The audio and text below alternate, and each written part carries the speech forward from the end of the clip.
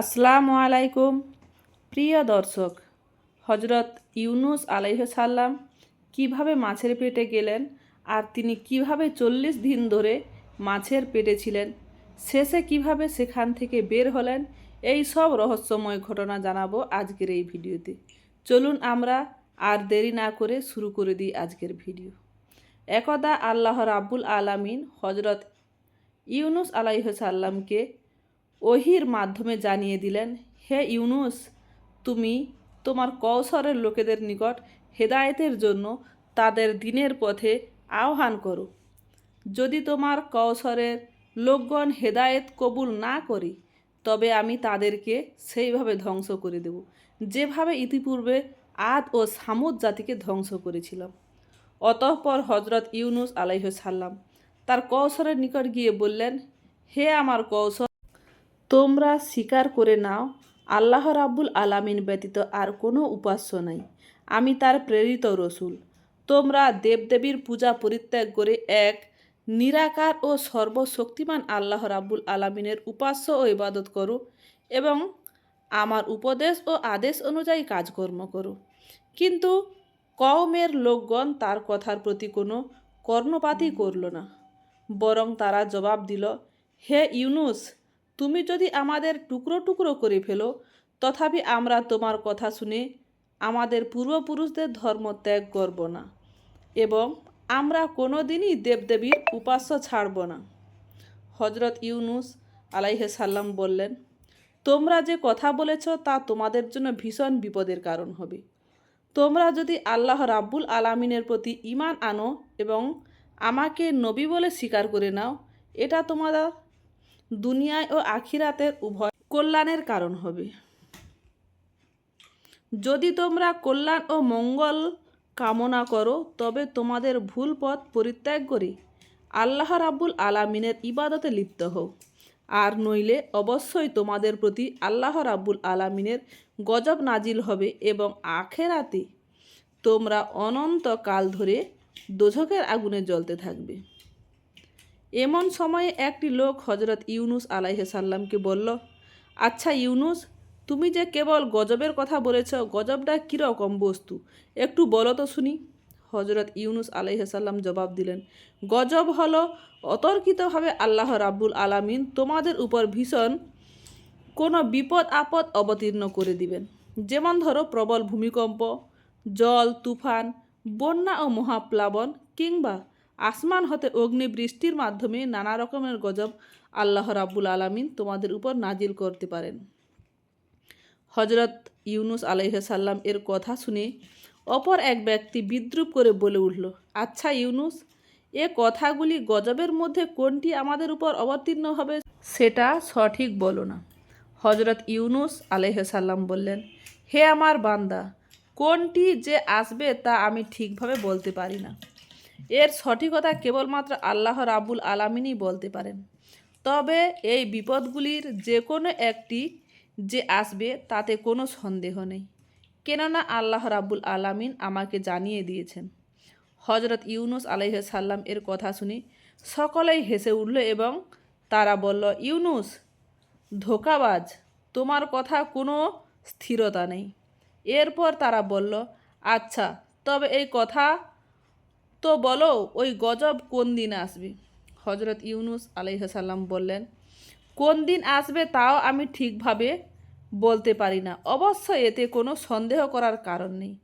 কোনো না কোনো একদিন আল্লাহ রাব্বুল আলামিনের গজব হঠাৎ করে তোমাদের উপর এসে পড়বে, যদি না তোমরা আল্লাহ রাব্বুল আলামিনের প্রতি ঈমান আনায়ন করো। অবাধ্য কাফেররা তার কথা শুনে আবার অট্টহাসি দিয়ে উঠল। কেউ কেউ হজরত ইউনুস আলাইহিসসালামকে পাগল ও মূর্খ বলে তার গায়ে থুতো নিক্ষেপ করতে লাগলো, আবার কেউ কেউ গায়ে ইট নিক্ষেপ করতে লাগলো। অতঃপর হজরত ইউনুস আলাইহিসসালাম ব্যতীত মনে তাদের নিকট থেকে উঠে চলে গেলেন। তাদের এইরূপ ব্যবহারের কারণে হজরত ইউনুস খুবই ব্যথিত হয়েছিল, কেননা তিনি যাদেরকে সৎ উপদেশ দিয়েছিলেন তারা তো আর উপদেশের প্রতি কর্ণপাত করছেনই না, উপরন্ত তারা তাকে বিদ্রূপ ও উপহাস করছে। এইভাবে তিনি তার কওমের লোকদেরকে একাধারে 40 বছর পর্যন্ত দাওয়াত দিলেন, কিন্তু তার এই দাওয়াত ও প্রচেষ্টা সম্পূর্ণ ব্যর্থতায় পর্যবসিত হলো। কোনো মানুষ আল্লাহ রাব্বুল আলামিনের প্রতি ঈমান আনয়ন করল না। অতঃপর হজরত ইউনুস আলাইহিস সালাম আল্লাহ রাব্বুল আলামিনের দরবারে 2 হাত তুলে প্রার্থনা জানালেন, হে মাবুদ, তুমি এই অবাধ্য লোকেদের উপর গজব নাজিল করো। হজরত ইউনুস আলাইহিস সালাম এরূপ দোয়া পরিপ্রেক্ষিতে আল্লাহ রাব্বুল আলামিনের তরফ থেকে তাকে জানিয়ে দেওয়া হলো, হে ইউনুস, আমি যথাসময়ে তাদের উপর গজব নাজিল করব। এ ব্যাপারে তুমি তাড়াহুড়ো করিও না। হজরত ইউনুস আলাইহিস সালাম বললেন, হে মাবুদ, আপনি কোনো দিন তাদের উপর গজব নাজিল করবেন। আল্লাহ রাব্বুল আলামিনের পক্ষ থেকে তাকে উত্তর দেওয়া হলো, যখন সময় হবে ঠিকই আমি ওদের উপর গজব নাজিল করব। এরপর একদিন হজরত ইউনুস আলাইহিস সালাম রাস্তা দিয়ে কোথাও যাচ্ছেন। এমন সময় তার সাথে কতিপয় কাফেরের দেখা হলো। তারা তাকে বিদ্রূপের সঙ্গে জিজ্ঞাসা করল, হে ইউনুস, তোমার আল্লাহর তরফ থেকে আমাদের উপর গজব তো নাজিল হলো না? তোমার আল্লাহর তরফ থেকে আমাদের উপর নাকি গজব আসবে? কিন্তু কই, গজব তো আসছে না। আমরা গজবের আশায় বসে আছি আর অপেক্ষা করতে করতে একেবারে অতিষ্ঠ হয়ে গিয়েছি। তুমি তাড়াতাড়ি তোমার আল্লাহকে বলো আমাদের উপর যেন তিনি জলদি গজব নাজিল করেন। নিয়ত হজরত ইউনুস আলাইহিস সালাম এ ধরনের বিদ্রূপাদক কথা শুনতে শুনতে একেবারে অতিষ্ঠ হয়ে উঠলেন। তার আর সহ্য হচ্ছিল না। ওদিকে আল্লাহ রাব্বুল আলামিনের পক্ষ থেকে গজবের সুনির্দিষ্ট তারিখ সম্পর্কে তাকে কোনো কিছু আভাস দেওয়া হচ্ছিল না। তার লজ্জা ও দুঃখ ক্রমশই বেড়ে চলল। অবশেষে তিনি একদিন সিদ্ধান্ত নিলেন এই দেশ ছেড়ে তিনি চলে যাবেন। সে মতে একদিন তিনি আল্লাহ রাব্বুল আলামিনের অনুমতি ব্যতি রেখেই নিজের পুত্র ও স্ত্রীকে, সন্তানকে নিয়ে বাড়ি থেকে বের হয়ে পড়লেন। চলে যাবেন অজানা কোনো দূর দেশে। কিন্তু হজরত ইউনুস আলাইহিস সালাম এই কাজটি আল্লাহ রাব্বুল আলামিন তেমন পছন্দ করতেন না। তখন তার উচিত ছিল আল্লাহ রাব্বুল আলামিনের পক্ষ থেকে অনুমতি নেওয়া। আল্লাহ রাব্বুল আলামিন তাকে অনুমতি দিলে তারপর দেশ ত্যাগ করে অন্যত্র চলে যাওয়া। এদিকে হজরত ইউনুস আলাইহিস সালাম স্বদেশ ত্যাগ করার পরে হঠাৎ একদিন দুপুরবেলা সেই দেশে এক ভীষণ অবস্থার সৃষ্টি হলো। কোথা থেকে অনেকগুলো মেঘখণ্ড এসে একত্রিত হলো এবং ঘোর কৃষ্ণবর্ণ ধারণ করে সারা দেশকে অন্ধকারাচ্ছন্ন করে ফেলল। দেশের লোকজন এমন দৃশ্য আর কোনোদিন দেখেনি। এই দৃশ্য দেখে তারা অত্যন্ত ভীত ও সংকরিত হয়ে পড়ল।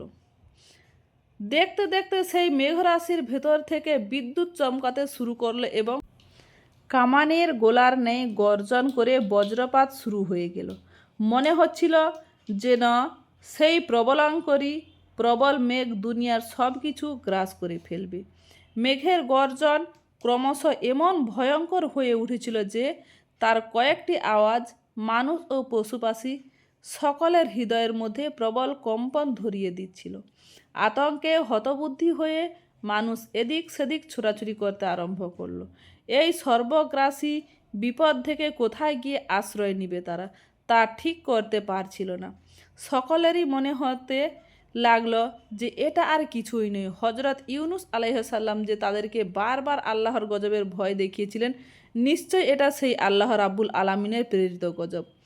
তখন তারা বুঝতে পারল হজরত ইউনুস আলাইহিস সালাম একজন আল্লাহর সত্য নবী ছিলেন এবং তার ভবিষ্যৎবাণীও সত্য ছিল। এরপরে তারা আর্তনাদ করতে লাগলো, হায় হায়, এখন আমরা কি করব? কে আমাদেরকে এই বিপদ থেকে রক্ষা করবে? হজরত ইউনুস আলাইহিস সালাম তো দেশ ত্যাগ করে চলে গিয়েছিলেন। দেশে থাকলেন না হয় তার কাছে গিয়ে কান্নাকাটি করে তার পা ও হাত ধরে বলতাম, হে ইউনুস, আমরা তোমার কথা না শুনে অন্যায় করেছি, আর এখান থেকে আমরা তোমার সকল উপদেশ মেনে চলব। তুমি আল্লাহ রাব্বুল আলামিনের নিকট সুপারিশ করো যাতে তিনি আমাদেরকে এই বিপদ থেকে রক্ষা করেন। কিন্তু এখন আমরা হজরত ইউনুস আলাইহিস সালামকে কোথায় পাব? তিনি তো দেশ ত্যাগ করে কোনো সুদূর অজানা রাজ্যে চলে গিয়েছেন। আমরা তো তার কোনো খোঁজাখুঁজি খবরই জানি না। ইউনুস আলাইহিসসালাম এর কওম এভাবে অসম্পূর্ণভাবে হতাশ ও নিরাশা হওয়ার পরে পরস্পর পরামর্শ করে একটি সিদ্ধান্ত নিল, হে সম্প্রদায়ের লোকেরা, আসুন আমরা একটি কাজ করি। হজরত ইউনুস আলাইহিসসালাম যেভাবে মাথা নত করে আল্লাহ রাব্বুল আলামিনের দরবারে প্রার্থনা করতেন, আমরাও সেরূপ দেখি।